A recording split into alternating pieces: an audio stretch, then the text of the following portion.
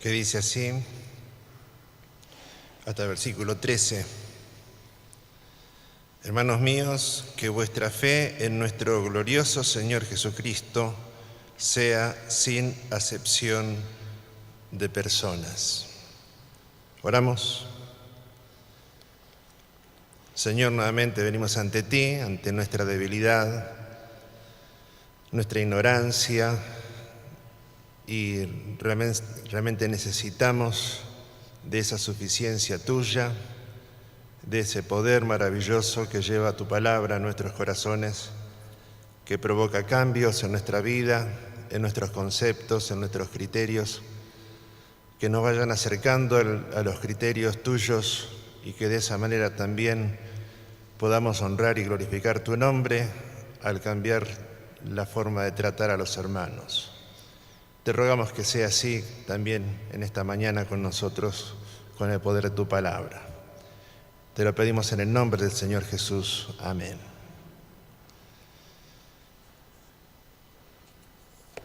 El primer versículo que leímos, yo traté de buscarlo en otras versiones para ver qué realmente dice y después sacaremos algunas conclusiones con algunos puntos que dice de este capítulo 2, versículo 1 al 13.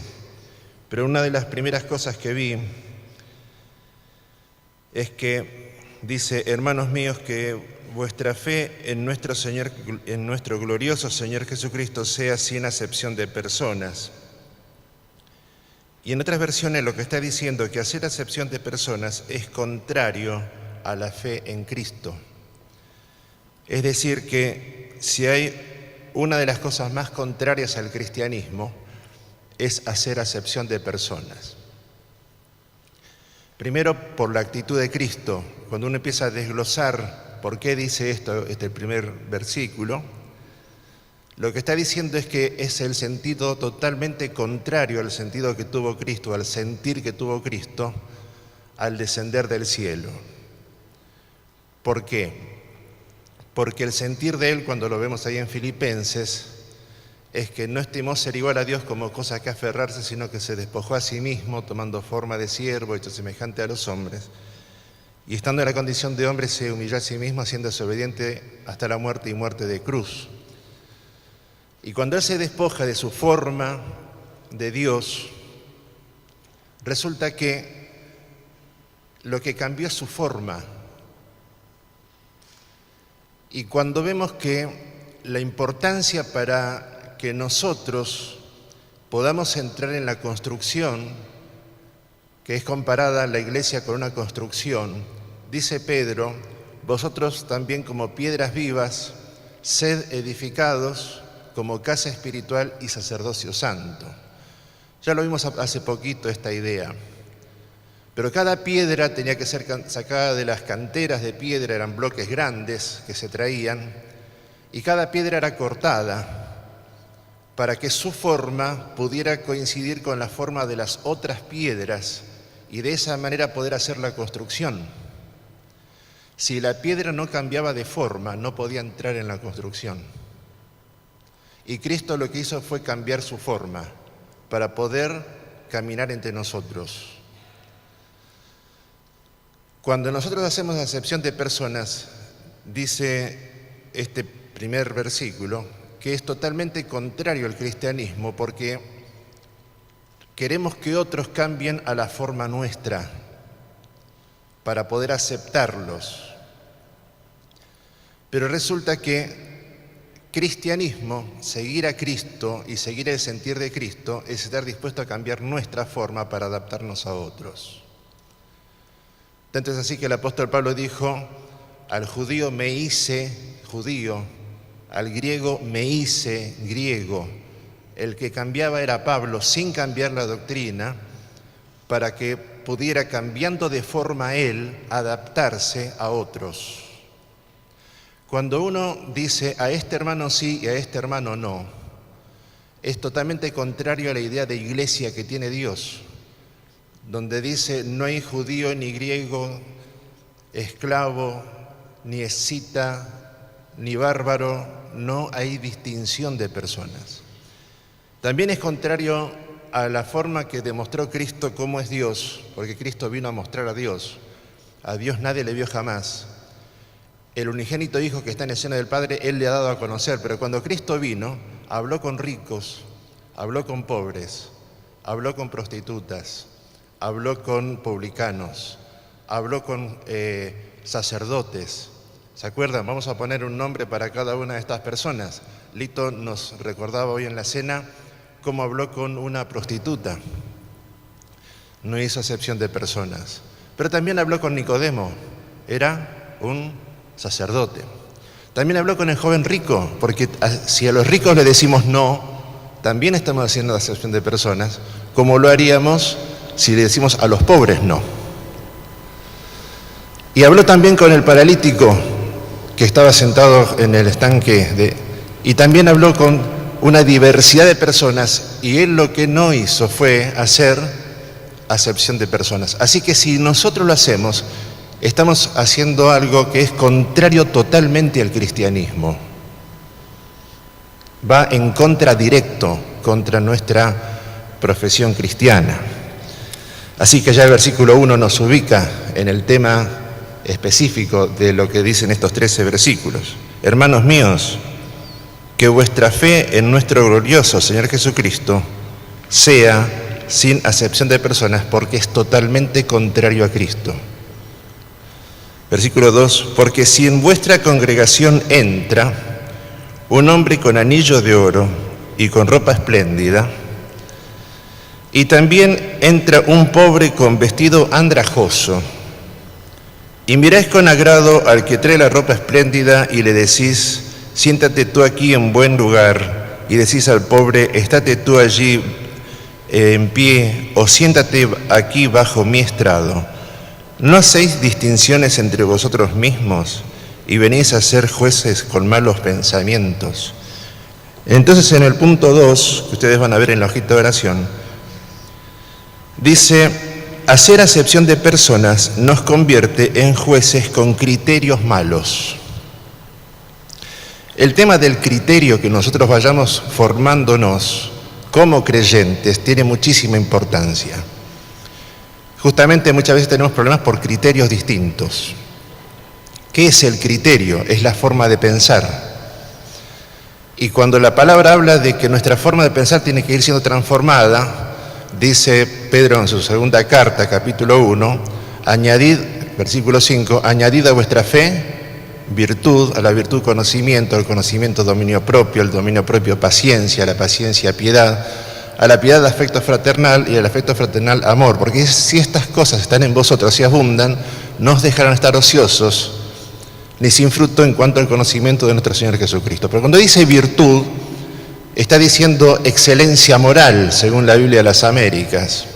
Y excelencia moral es una forma de pensar excelente. Y la única forma de pensar excelente es la forma de pensar de Dios. Así que cuanto más nos acerquemos a la forma de pensar de Dios, ¿sí?, más excelente va a ser nuestra forma de pensar. También dice la Escritura, ninguno se condene a sí mismo en lo que aprueba. Si estamos aprobando cosas que Dios no aprueba, ya no tenemos excelencia moral. Estamos horrorizados escuchando de personas que creíamos que eran cristianos que están aprobando el matrimonio gay. Y está bien que nos horrorice porque no coincide con el criterio de Dios. ¿Cómo tenemos que hacer entonces? Si pudiéramos ver acá imaginariamente una pirámide, y nos veríamos, por ejemplo, a Dios y su forma de pensar acá arriba, y nosotros acá en la base, si la pirámide va así, el triángulo, cuanto más nos vamos acercando a Dios, cada uno de nosotros, y más nos acercamos a Dios, cuanto más nos acercamos, más cerca estamos entre nosotros. Cuanto más lejos de Dios y su pensamiento, más distante va a ser nuestro criterio unos de otros. Pero cuanto más nos acercamos al Señor, más cercanos vamos a estar entre nosotros. Y cuando nos encontramos ahí arriba, en el criterio de Dios, nos encontramos todos juntos. ¿Se entiende? Entonces, ¿cuál es gran estrategia no es debatir entre nosotros, ni pelearnos entre nosotros, sino acercarnos a Dios, acercarnos a su criterio. Pero si estamos haciendo acepción de personas, lo que está ocurriendo es que estamos en un criterio totalmente contrario al criterio de Dios, porque no fue la actitud de Cristo en el mostrar a Dios en lo que Él mostró cuando estuvo entre nosotros. Habló con todos, lloró por todos, clamó a todos, ricos y pobres. A cada uno le decía lo que tenía que decirle. A Nicodemo le dijo que tenía que nacer de nuevo. No le dijo que tenía que vender todo lo que tenía y darlo a los pobres. A la mujer samaritana le dijo, dame de beber. Al joven rico le dijo, vendé todo lo que tenés. No le dijo lo mismo a todos. Supo cómo tratar a cada uno. Y resulta entonces que no hacer acepción de personas nos enriquece a nosotros porque nos ayuda a ver cómo tratar a cada uno según su necesidad. Si uno se cierra en darse solamente con el que tiene la misma clase social o con el que tiene el mismo estatus intelectual o tiene más o menos los mismos títulos, entonces sí estamos haciendo acepción de personas. Y en este pasaje parecería que habla en contra de los ricos, porque dice, versículo 2, porque si en vuestra congregación entra un hombre con anillo de oro y con ropa espléndida, y también entra un pobre con vestido andrajoso, y mirás con agrado al que trae la ropa espléndida y le decís, siéntate tú aquí en buen lugar, decís al pobre, estate tú en pie o siéntate aquí abajo, bajo mi estrado, ¿no hacéis distinciones entre vosotros mismos y venís a ser jueces con malos pensamientos? Hermanos míos, amados, hoy no ha elegido Dios a los pobres de este mundo para que sean ricos en fe y herederos del reino que ha prometido a los que le aman. Decía una vez, hace muchos años, don Aníbal Palazzo, que estadísticamente las iglesias reciben mucho más ofrendas en cantidad de los pobres que de los ricos. El Señor mirando no solamente lo que se ponía en la ofrenda, sino mirando el corazón de la viuda, y dijo que había puesto más que todos los que ponían de sus sobras. Y los ricos ponían de lo que les sobraba y la viuda estaba poniendo su sustento. Así que Él mira el corazón. Pero no veo acá que esté hablando en contra de los ricos, sino que para qué lado nivelamos. A ver si me hago entender. No está diciendo que esté mal que al rico lo recibamos. Tendríamos que examinarnos por qué al rico sí lo abrazamos y le decimos, vení, sentate al lado mío. No quisiera pensar que la intención sea, bueno, por si algún día necesito plata prestada, ¿sí? O quién sabe cuántos otros pensamientos. Si tengo un amigo rico, es distinto que tener un amigo pobre. O pensar, no me quiero sentar al lado del pobre a ver si todavía me llega a pedir plata. Podríamos pensar, yo no lo quiero pensar, pero es lo que la Biblia dice. Lo que nos está pidiendo evidentemente es que nivelemos para arriba y no para abajo. ¿Qué tal si al pobre también le damos el lugar nuestro? ¿Sí? Acá no tenemos tantos problemas en eso. Ustedes saben que hay algunas iglesias, especialmente en el interior del país, que los bancos tienen nombre, ¿sí? No vaya a ser cosa que uno llega nuevo y se sienta en un banco que le pertenece a la familia fulana de tal, ¿sí? Entonces, bueno, lo lindo es que aunque el banco tenga nombre, si llega un pobre, aunque no llegue con vestidos nuevos, que nivelemos como si fuera un rico y le decimos, toma, acá tenés mi asiento. A eso se está refiriendo. No que al rico lo rebajemos, sino que nivelemos a todos igual, ¿sí? Entonces, hacer acepción de personas ofende a los pobres que son ricos en fe. Este es el tercer punto. Ofender. El Señor hizo milagros para no ofender. ¿Se acuerdan cuando vienen los cobradores de impuestos del templo Y le preguntan a Pedro, ¿tu maestro paga los impuestos del templo? Y Pedro dijo, sí, y se fue para adentro, no sabía ni qué contestar. Y antes que Pedro hablara, el Señor le dice, Pedro, ¿de quiénes cobran los grandes de este mundo los impuestos? ¿De sus familiares o de los extraños? No, de los extraños.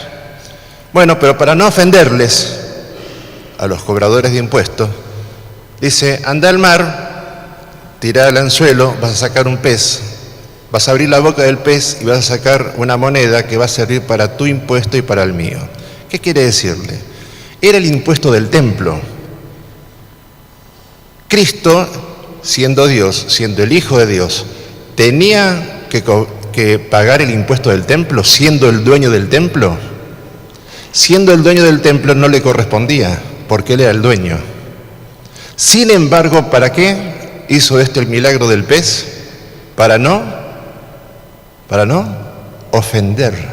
Miren, hermanos, para Dios es muy importante que nosotros no ofendamos con nuestras actitudes. Porque si entra una persona nueva, se sienta, ¿saben lo que está esperando el nuevo?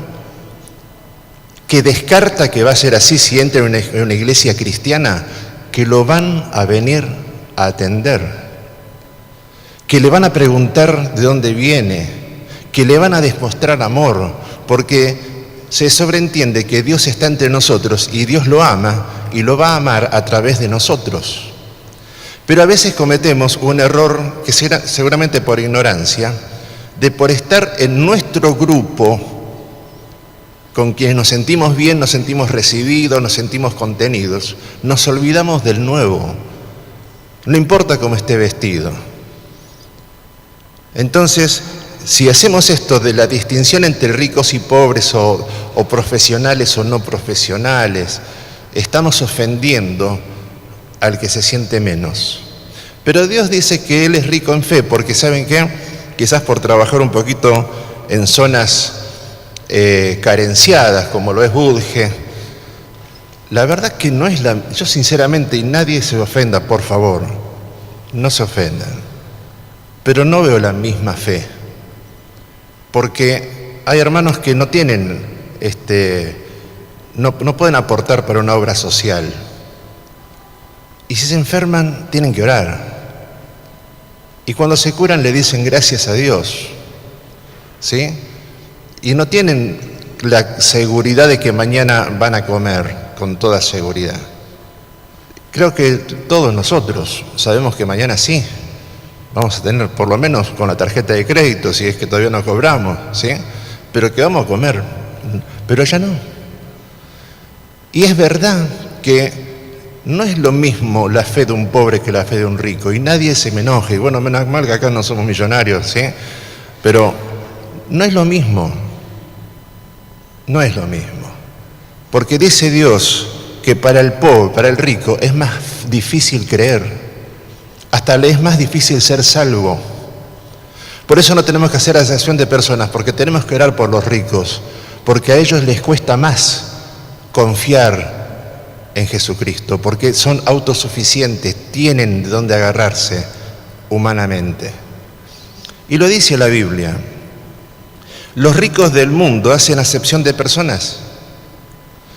¿Y va a venir a la iglesia y va a sentir que es lo mismo? Miren lo que dice capítulo 5 de Santiago, versículo 1 al 6. Vamos ahora, ricos, llorad y aullad por las miserias que os vendrán. Vuestras riquezas están podridas y vuestras ropas están comidas de polilla. Bien, hay una gran diferencia entre la apariencia física y la apariencia espiritual de un rico. ¿Cómo lo ve Dios? Nosotros lo vemos con ropas espléndidas, Dios lo ve con harapos. Vuestro oro y plata están enmohecidos, claro, guardados, de tal manera que nadie los toque. Viven, sueñan y tienen pesadillas con esto. Y su moho testificará contra vosotros y devorará del todo vuestras carnes como fuego. Habéis acumulado tesoros para los días postreros. Y aquí clama el jornal de los obreros que han cosechado vuestras tierras, el cual por engaño no les ha sido pagado por vosotros. Y los clamores de los que han cegado han entrado en los oídos del Señor de los ejércitos. Habéis vivido en deleite sobre la tierra y sido disolutos. Habéis engordado vuestros corazones como en día de la matanza.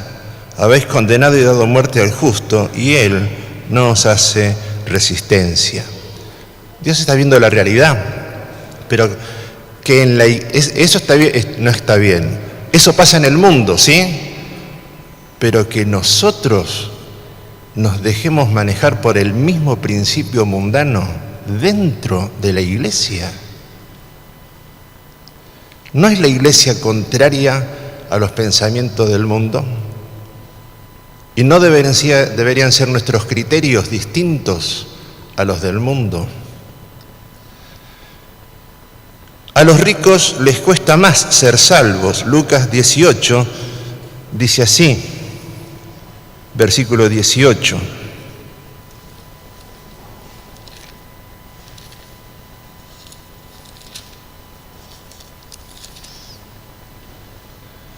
Un hombre principal le preguntó diciendo, los ricos tienen inquietudes espirituales, ¿sí? Pero cuando llega el momento de la decisión les cuesta mucho recibir a Cristo, porque tienen que dejar su confianza en las riquezas. Un hombre principal le preguntó diciendo, maestro bueno, ¿qué haré para heredar la vida eterna? Tenía inquietudes importantísimas espirituales. Jesús le dijo, ¿por qué me llamas bueno? Ninguno es bueno sino solo Dios. Le está diciendo, no es que Él no es Dios, pero me estás limitando a decirme que soy solamente un maestro bueno. Hasta ahí llegaba la fe de este hombre, que era un maestro bueno, un buen maestro. Los mandamientos sabes, no adulterarás, no matarás, no hurtarás, no dirás falso testimonio, honra a tu padre y a tu madre. Él dijo, todo esto lo he guardado desde mi juventud. El Señor se reservó un mandamiento que era el principal de todos, por encima de la ley, que es, amarás al Señor tu Dios con todo tu corazón, con toda tu alma, con todas tus fuerzas, con toda tu mente, y a tu prójimo como a ti mismo. Este mandamiento no se lo mencionó, le mencionó los otros. Y él decía, sí, todo esto lo cumplí. Pero para demostrarle que no estaba cumpliendo con el primer y más grande mandamiento, el Señor le dice, Jesús oyendo esto le dijo, aún te falta una cosa. Vende todo lo que tienes y dalo a los pobres y tendrás tesoro en el cielo, y ven y sígueme. Entonces él, oyendo esto, se puso muy triste porque era muy rico. Y al ver Jesús que se había entristecido mucho, dijo, cuán difícilmente entrarán en el reino de Dios los que tienen riquezas. Los que tienen riquezas, según la Biblia, les cuesta más entrar al reino de Dios. Y lo explica. Y los que oyeron esto dijeron, ¿quién pues podrá ser salvo? Y él les dijo, lo que es imposible para los hombres es posible para Dios. Entonces Pedro dijo, he aquí nosotros hemos dejado nuestras posesiones y te hemos seguido. Y él dijo, de cierto os digo que no hay nadie que haya dejado casa o padres, hermanos o mujer o hijos o por el reino de Dios, que no haya de recibir mucho más en este tiempo y en el siglo venidero la vida eterna. Así que a los ricos les cuesta más. Hacer acepción de personas, el punto 6, es contrario al amor al prójimo. Lucas 10, 25, vamos a cerquita de acá, Lucas capítulo 10, versículo 25. Ustedes se acuerdan bien, la parábola del buen samaritano, ¿sí? He aquí un intérprete de la ley. ¿Ven que hicieron una asociación de personas? Habló con el rico, con el intérprete de la ley, y dijo, para probarle, maestro, ¿haciendo qué cosa heredaré la vida eterna? La misma pregunta del rico. Y él le dijo, ¿qué está escrito en la ley? ¿Cómo lees? A que respondiendo dijo, amarás al Señor. Ahí acertó. El primer y más grande mandamiento. Era un intérprete de la ley. Amarás al Señor tu Dios con todo tu corazón y con toda tu alma y con todas tus fuerzas y con toda tu mente y a tu prójimo como a ti mismo. Y le dijo, bien has respondido, haz esto y vivirás. Pero él, queriendo justificarse a sí mismo, dijo a Jesús, ¿y quién es mi prójimo? les pido que hagan esta observación. La pregunta del intérprete era: ¿quién es mi prójimo? ¿Con quién tengo una obligación? Y dijo el Señor, respondiendo a Jesús, dijo: un hombre descendía de Jerusalén a Jericó y cayó en manos de ladrones, los cuales le despojaron e hiriéndole se fueron, dejándole medio muerto. Aconteció que descendió un sacerdote por aquel camino y viéndole pasó de largo. Otras versiones dicen: lo rodeó, se alejó para no verlo, quizás ni de reojo, y siguió.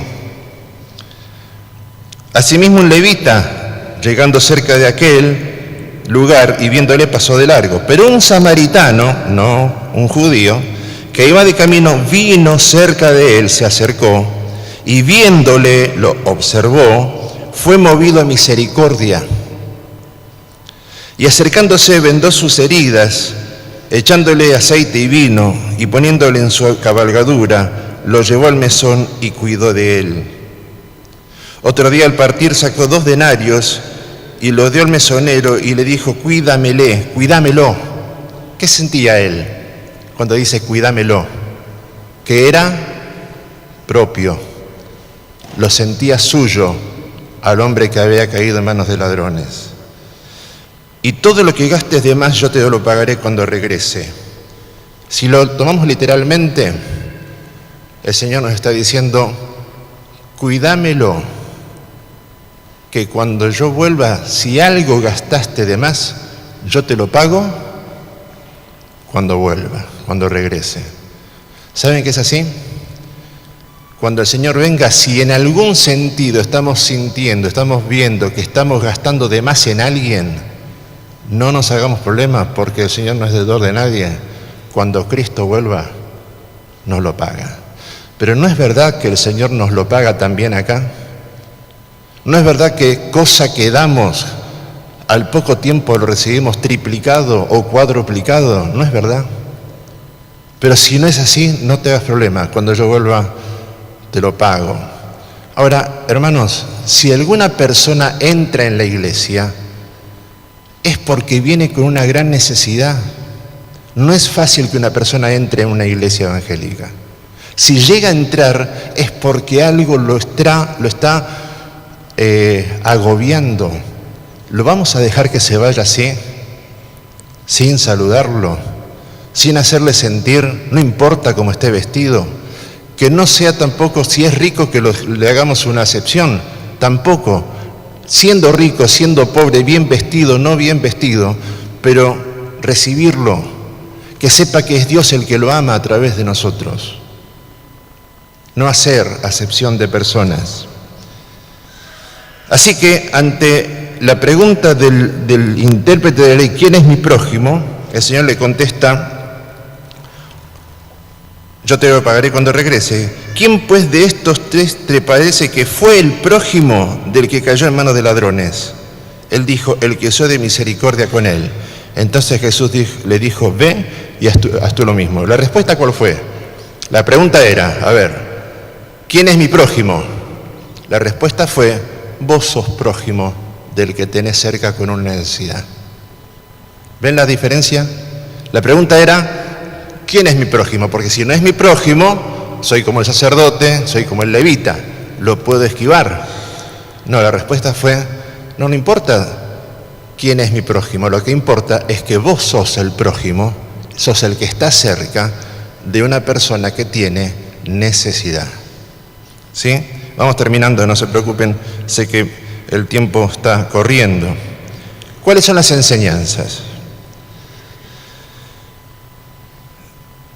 Cuidarnos de relacionarnos solo con personas o grupos, ganar amigos por medio de las riquezas injustas. Esto lo digo brevemente. Si ustedes van al capítulo 16 de Lucas, hay un mayordomo infiel que defraudó a su amo robándole. El amo lo descubre. Ustedes se deben acordar de la historia, ¿sí? Entonces lo llamó y le dijo: bueno, arregla tus cosas porque no vas a poder seguir siendo más mi mayordomo. ¿Qué dijo el mayordomo? ¿Qué voy a hacer? Soy viejo, cavar no puedo, ya sé. Empezó a llamar a los deudores del amo y le dijo: ¿cuánto le debes a mi amo? 100 barriles de aceite. Sentate y escribí 50. Yo pensaba, cuando recién empezaba a leer la Biblia, decía, este sigue robando, ¿sí? A través de la contabilidad hace que siga perdiendo el amo. No. ¿Se ve que alguien me lo explicó alguna vez? No. Resulta que de lo que él le había robado al amo, le dijo al que le debía, sentate y escribí 50. Yo pongo los otros 50 para que devuelvas a mi amo. Y el otro le debía trigo, escribí la mitad o el 70%, ¿sí? El 30% lo pongo yo. Y el Señor dice, ganad amigos por medio de las riquezas injustas, para que cuando éstas falten, os reciban en las moradas eternas. Miren la enseñanza. Me costó, la verdad que me costó entender este concepto bíblico. ¿Saben que todas nuestras riquezas son injustas? No, un momentito. Yo trabajé para ganar la plata que tengo. No dice deshonestas, dice injustas. Porque hay personas que trabajan la misma cantidad de horas y ganan mucho menos. Y hay personas que trabajan la misma cantidad de horas y ganan mucho más. Entonces, ¿quién es el que determina lo justo? Y entonces el Señor dice, ganen amigos, sí, con ese sueldo, con eso que con toda honestidad estás ganando, porque el término justo lo pongo yo, ¿sí? ¿Se acuerdan aquellos que el Señor de la viña salió a buscar? Obreros, y algunos los encontró a la mañana, trabajaron todo el día, otros los encontró a media tarde, y ellos ya terminando, y les dio todo lo mismo, y los que trabajaron más, que pensaron, esto es injusto. No, vos trataste conmigo por un denario. Y si yo quiero darle a los que trabajaron menos lo mismo, ¿ustedes quiénes son para decirme a mí cuánto tengo que darle a todos? Tenemos que reconocer al Señor como soberano también en lo que tenemos. Pero lo que tenemos, dice el Señor, una gran enseñanza. Ganen amigos por medio de las riquezas injustas, para que cuando éstas les falten, porque un día nos van a faltar, esas personas que ganamos con las riquezas injustas nos reciban en las moradas eternas. Personas que cuando lleguemos al cielo nos puedan decir, gracias porque invertiste en mí, porque invertiste tu tiempo en mí, invertiste tu dinero en mí. No te importó si eran las 3 de la mañana, no te importó nada. Y por esas riquezas injustas yo estoy en el cielo. Ganad amigos por medio de las riquezas injustas. Y dice que de esta manera en la iglesia ya no va a haber problemas entre ricos y pobres, bien vestidos o mal vestidos, con o sin título. Va a ser la iglesia del Señor. ¿Qué tal si nos proponemos, en vez de estar tan metidos en nuestros grupitos, que no están mal, siempre y cuando no nos quiten la visión del que está solo, del que es nuevo, del que está descartando que lo van a recibir en una iglesia evangélica, que le van a hablar de Dios porque lo necesita, está en pecado, seguro, viene de la suciedad, con el mismo amor con que el Señor le habló, como nos decía Elito, a la mujer pecadora, porque dice que al joven rico, mirándolo, lo amó. No le faltaba amor por el joven rico, pero dejó que se fuera, porque esa es la actitud de Dios. Pero a todos les habló según su necesidad. No le dijo a todos que tenían que nacer de nuevo. No le dijo a todos, dame de beber. No le dijo a todos, vendé lo que tenés y dar a los pobres, porque a cada uno sabía cómo hablarle. Pero eso pasa cuando nos enriquecemos, tratando a todos, no definiéndonos con ningún grupo, estar atento a las personas nuevas, dándonos con todos, porque Pablo dijo, al rico me dice, al judío me dice judío, al griego me dice griego. ¿Qué tal si para entrar bien en la edificación de la iglesia de Dios nos dejamos cortar como las rocas para tomar la forma del que tengo a mi lado? Para tomar la forma yo y cambiar yo mi forma del que tengo arriba, del que tengo abajo. Sed edificados como casa espiritual y sacerdocio santo. Oramos. Señor, te damos gracias porque podemos ver en tu palabra la importancia que tiene el otro y cuánto nos necesita el otro, y que tú nos libres de hacer acepción de personas. Y si ya lo estamos haciendo, líbranos para que tengamos la suficiente fuerza espiritual tuya para deshacer ese pecado. Te lo rogamos en el nombre del Señor Jesús. Amén.